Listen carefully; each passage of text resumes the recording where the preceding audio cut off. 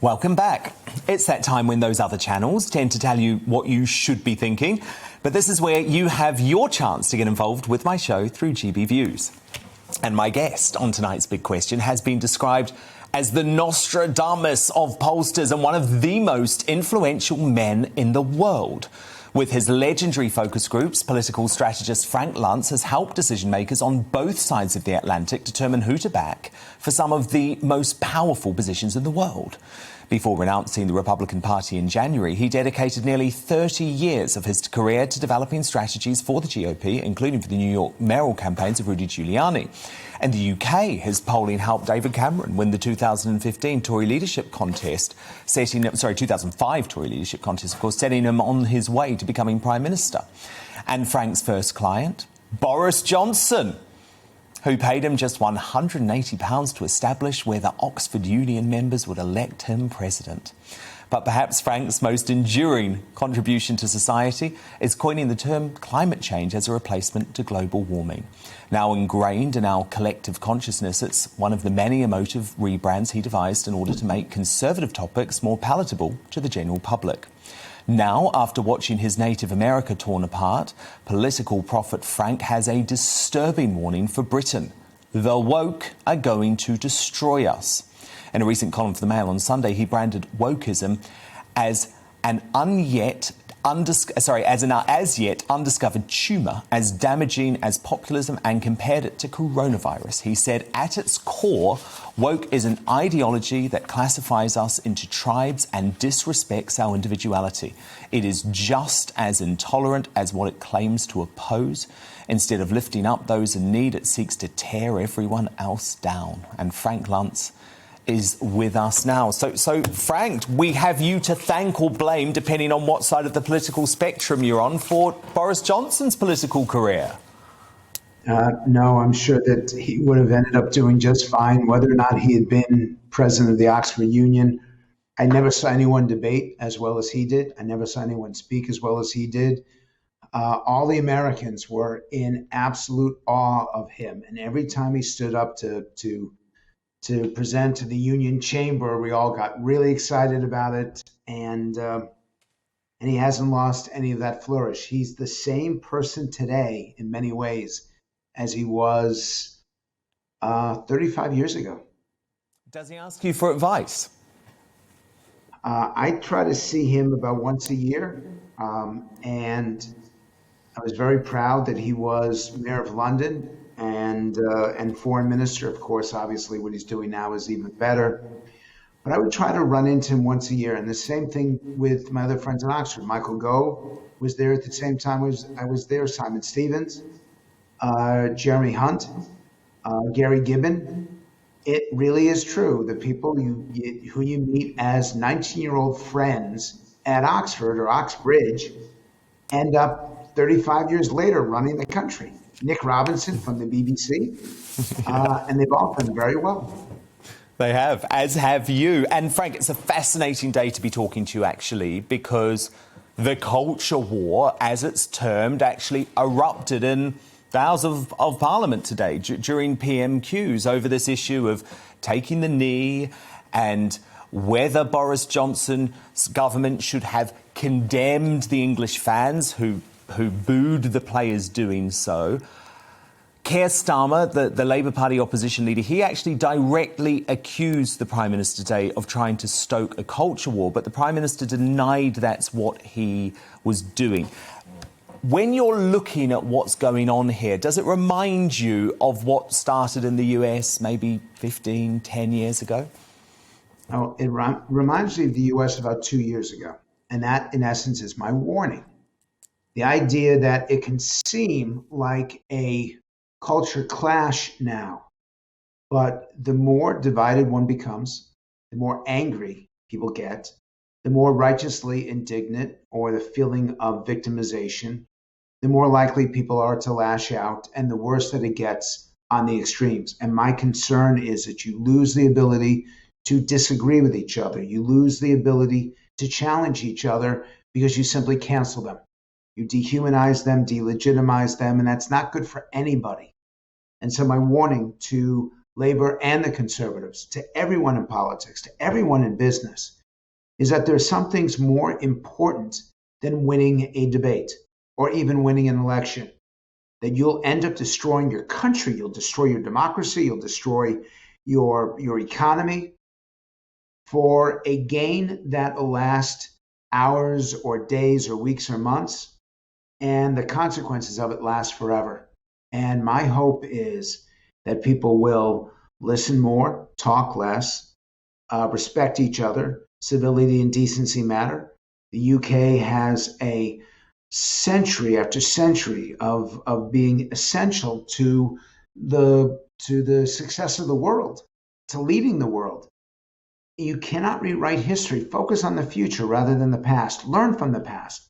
Respect the mistakes that were made in the past. This is not a perfect country, and neither is America. And we've all made mistakes. We need to own up to those mistakes, but you don't rewrite history and you don't destroy a great country because of those mistakes. You learn from them and try to bring people together. Indeed, although some of your polling is already pretty disturbing about where we're at, because you actually asked people to choose between two statements. The first, the United Kingdom is a nation of equality and freedom. The second, the United Kingdom is an institutionally racist and discriminatory nation. And more than a third of the British public, 37%, agreed with the latter statement, that we are a racist country. Tell me what else you discovered around that. The single most alarming data, and I don't know if you've prepared it or not, so I don't mean to jump the story, but the piece that stood out to me was the 42% who believe that they are invested in the UK, which is an alarmingly low number. Not even half see themselves as invested in their country. And worse yet, only 27% believe the UK is invested in them and their future. 1 out of 4. Those people are going to be the ones that create this Trump-like environment in the UK. Those are the people who are going to denounce their boss, who are going to not just criticize, but condemn the people around them and their situation. And when I saw those numbers, I realized that this country's in trouble. And it's the kind of numbers that we've got in America right now. And those are people who are simply rejecting everything that the UK stands for. I don't understand it. I respect it, but I don't understand it. And there's something really wrong to have so few people believe that their country is invested in them. And so how does Boris Johnson tackle that division? If you were advising him, what would you say? Would you say keep out of the culture war issues? Because that's what Labour obviously has been accusing the Tory party of doing, trying to wade in to the culture war. And you just said it.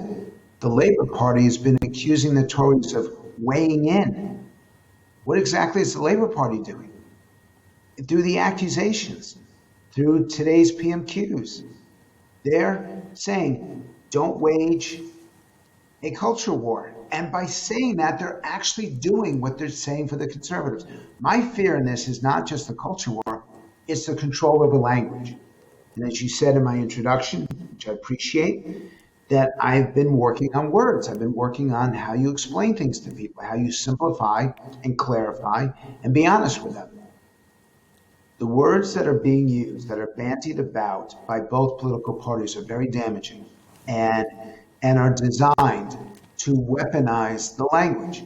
The moment that you say things, and I don't mean about offending people, because you have the right to offend, and people cannot say, no, you can't do that. That's what freedom of speech is about. You have it in this country, we have it in America.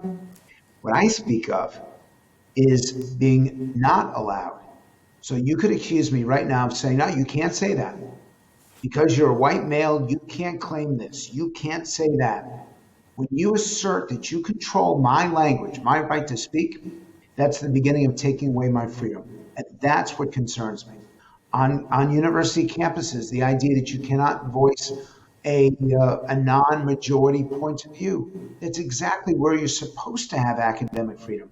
That's exactly where you're supposed to challenge and debate and disagree, and it becomes impossible. And I'm as afraid of the cancel culture, which says, you're gone. Because I don't agree with you on that, I now no longer listen to you. I'm a professor. I had a student who said to me once, you can't tell me how to speak. I said, I'm your professor. The job that you want to have is a television anchor, like you here. She said, like every fourth word. I said to her, you're not going to get a job if the word like comes out every fourth word. GBNews is not going to hire you. No one's going to hire you. And she said to me, you can't tell me that. Well, then what am I supposed to tell her? A lie? I'm telling her the truth, and she's actually saying to me, no, I will decide what I can do. How do you teach? How do you learn? Yeah, it's impossible. How do you grow? And that's my fear.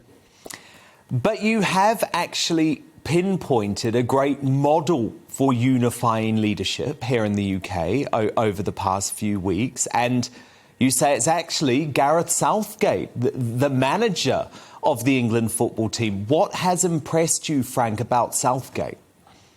And what could our politicians learn from him?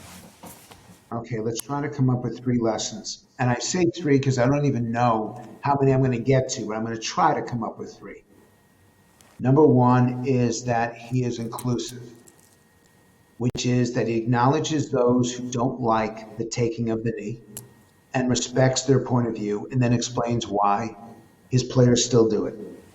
Number 2, he does so in tones that are embracing and unifying, uplifting at a time of so much negativity, like you saw today at PMQs. Here you have a genuinely hopeful, optimistic, and I don't want to use the word visionary, but maybe that's accurate. Someone who sees the best in people. And 3 is that he's got the courage to speak up on a controversial issue and a willingness to take the heat on behalf of his players. So there's a level of sacrifice there. I think he is extraordinary. I think he's an exceptional individual. If you guys have a person of the year, I think he's got to be the leading candidate for it right now. He helped guide his team this far. They came within one penalty shot away. I was there, by the way. Oh, I'm jealous. And I know that you need more people like him in society, that you will be a healthier, happier, more respectful place if there were more of him. Look, Frank, on this show, the GB News viewers always ask the best questions. So I want to get to them now because we've had loads coming in. So Dave via GB Views asks, is there any point to politics if the ultra-rich elite call all the shots? It's a fair question. By the way, it's the number one division in this country, the one that more people are concerned about than any other, the division between rich and poor. We talk about North-South or Labor-Conservative. The public agrees with you on that. And I think it's essential for those who lead the country economically to prove, not state, but prove that anyone with the right education, the right training, a commitment to work hard, play by the rules, and pay your taxes, that those people, by doing that, have the ability to get on the elevator to a better future. And if anyone's in their way, they get removed. If they can't see that path to success, they're helped to find it. One of the greatest challenges for a democracy and for economic freedom is the idea that it's not available to everyone. So that not only is a legitimate question, but that is one of the most common questions that politicians have to answer, and they don't do it that well, and business leaders have to answer. And one more point. They want business people to ensure their employees are trained for the jobs of the 21st century. They don't want business leaders talking about political issues, getting involved in the woke debate. Do your job for your customers, do your job for your employees, do your job for the communities that you serve, and keep quiet about politics. Good point. Simon on Facebook, he asks, will Trump sweep to power in 2024 and start the rebound from the wokeness that has been forced upon us? Well, unfortunately, and I love this, and I'm going to offer to keep going. If you've got more questions, I'll answer as many as you got. Some of the wokeness was created by Donald Trump himself in the language that he used, in how critical he was. The common component of populism is finding the worst about your opponent and then trying to exploit that negativity. And that is exactly what Donald Trump has done, whether you like him or not. His language is about what he's against. He will tell you what he's opposed to far more often than what he tells you what he supports. And that's one of the problems in politics right now on both sides of the Atlantic. The public wants to know what you're for, not just what you're against. And I believe that Donald Trump is the leading candidate to win the Republican nomination for president in 2024. But I also know, as a pollster and as someone who got the 2020 election dead on, and Mr. Trump did lose that election, by the way, that there is no appetite for him to run in a general election. Republicans still love him, but the rest of Americans don't. And you're not a Republican anymore, Frank. I mean, I'm still ideologically, if you line me up, I think I would line up right of center. I don't like much of what the Democrats propose. I agree with much of what the Republicans on a personal level. But as a pollster, you don't care about what I think. You don't care how I feel. You just want to know that I can measure public opinion accurately. Yeah, no, indeed. I answer the question because I never want to duck it. I'm closer to the Republicans than the Democrats, but in reality, it's irrelevant. I need to do my job well. I need to be accurate. I need to be precise. And I need to be able to explain what the people think and why. And that's why the last week for me has been a wonderful opportunity to provide this information to the British people about where the public really stands, what they really want, what they're genuinely afraid of, and where they want to go over the months and years ahead. Now, Frank, we've had lots of people from Scotland writing in tonight, and I think this tweet from Arthur sums it up perfectly. He writes, Frank, please turn your attention to Sturgeon. When will her time be up? I hate to tell you this. I don't hate to tell you this. I'm sorry to tell you this. Her time is not going to be up for a long time. She's a wonderful communicator. She knows how to connect with her constituents. She knows how to expand the support of her party. She knows how to get under the Prime Minister's skin. And she basically is asking the people of Scotland in a very explicit way, who do you want to be governed by? Me up here or Boris Johnson in Westminster in London? And there are an increasing number of people in Scotland who want home rule and really don't agree with the four nations. If for that Scottish question, I would not be exceedingly optimistic about what happens should they call a referendum in the next 2 or 3 years. Even though Europe continues to expand its appeal on the eastern part, there's a major effort across the globe to individualize and to nationalize. And I think the election in Scotland, the referendum eventually when it is called, will be even more difficult this time than it was a few years ago. All right, Frank, let me bring our superstar panel now. They've got questions for you too. We have journalist and broadcaster Daisy McAndrew here, the Conservative commentator Calvin Robertson and the columnist Dominique Samuels. Daisy, your question for Frank. Frank, I was fascinated when you were talking about your time in Oxford and you were rattling off that list of the good and the great, as we now have got to know them, who all went. But then you were later, who all went to university with you, then you were later talking about how, one of the divisions in this country and probably everywhere is that sense of us and them, of the establishment all coming, all being very wealthy and so on. And I just wonder how you can put those two things together and whether you think it's wrong that so many of your Oxford contemporaries are running the country or are leading the media. Well, on a personal level, it means I can get a reservation at any restaurant in London. That's a joke, by the way, because I tend to eat fast food more than anything else, and one does not need an Oxford degree to have a McDonald's Happy Meal. I think that's up to you to decide. I think who you want to be governed by is a unique and special, essential choice of your people, and it's not for me to say. The question I'd be asking is not where they went to school, but do they know the policies? Not whether they graduated with a first, but whether or not they understand day-to-day life. And what we found to a great degree is that the British people do not believe that politicians are listening to them or that politicians understand them. And I'll give you the number one example is that they believe that politicians do not understand the financial requirements and the financial strains that the people have right now on a day-to-day basis. And this is a wake-up call for every politician on all sides, that if you don't understand how difficult it is to pay the bills, make ends meet at the end of the week and end of the month, if you don't understand that, you are going to lose the support of the people you wish to represent. Listen, your question for Frank.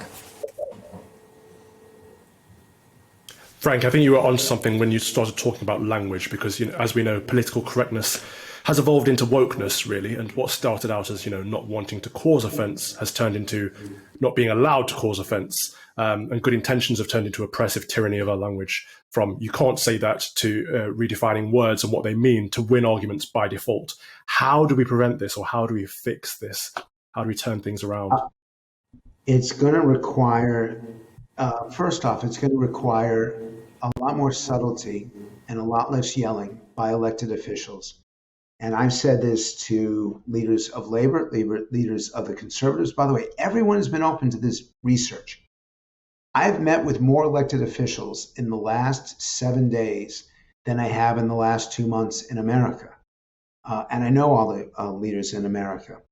And that's because the people of Great Britain are nervous that as COVID begins to, as we see the end in sight, and the damage that it did to education, the damage that it did to the social fabric, I think it's going to be essential that politicians tread more lightly, that experts in technology, innovation, medicine, research, that we consult with them as we make decisions about what kind of country it's going to be, here or there. I will tell you that in America, there's been a complete reexamination where you want to work, what you want to do, how hard you want to work, people you want to work with.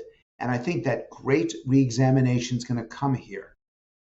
And finally, I'm hoping that business plays a positive role by making the day-to-day lives of their workforce more appreciated, more valued, and frankly, more respected. That I expect there to be a division between politics and the people they govern, because it just happens that way.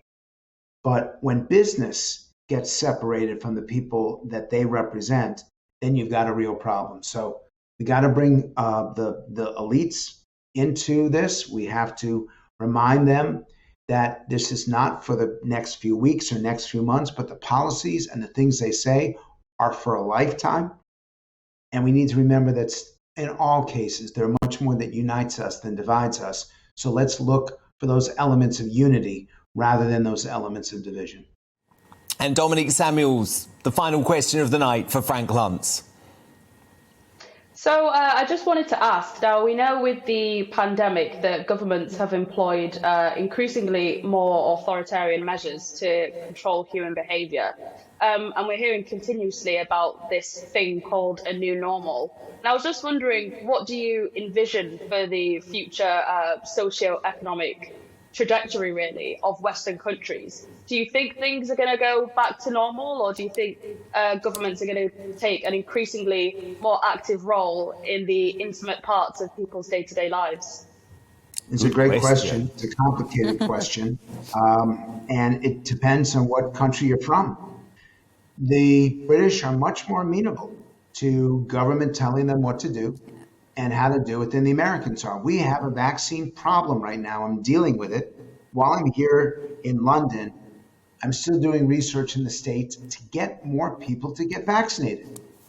In Britain, you don't have this political division. Conservatives don't say, I trust the vaccine, and Labour says, I don't because it's being delivered by a conservative government.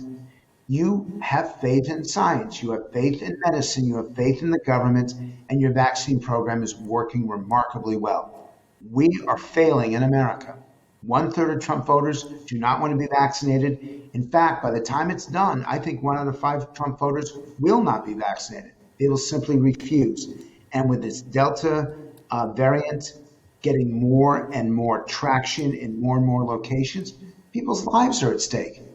But it's not just the vaccine. It's also, do we want to come into work or do we want to work from home? Do we want to work 50 hours a week or 40 hours a week? Do we want to basically prioritize our quality of life and our standard of living?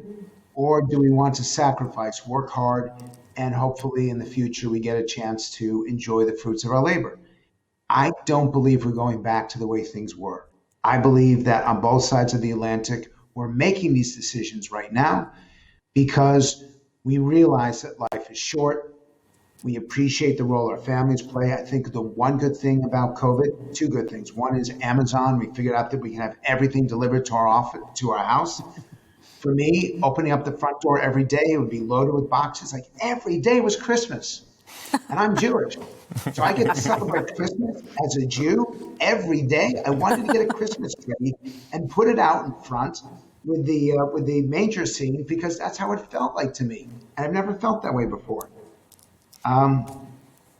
But we want to live a better life. And I'll tell you, as someone who had significant health problems, as a way to end this, I appreciate life more now than I ever have. I appreciate the gift of life. And I want to live it with people who I love. I want to enjoy it with people who I respect. I want to work for those causes that I want to further. And I don't take a single day for granted, and I don't waste a single hour. And if that's what I learned from COVID, then it wasn't such a bad thing. Welcome to the GB News YouTube channel. You can watch us live 24 hours a day, catch up on your favourite shows, and join in the conversation in the comments below. Don't forget to subscribe and you'll never miss any of our exclusive content.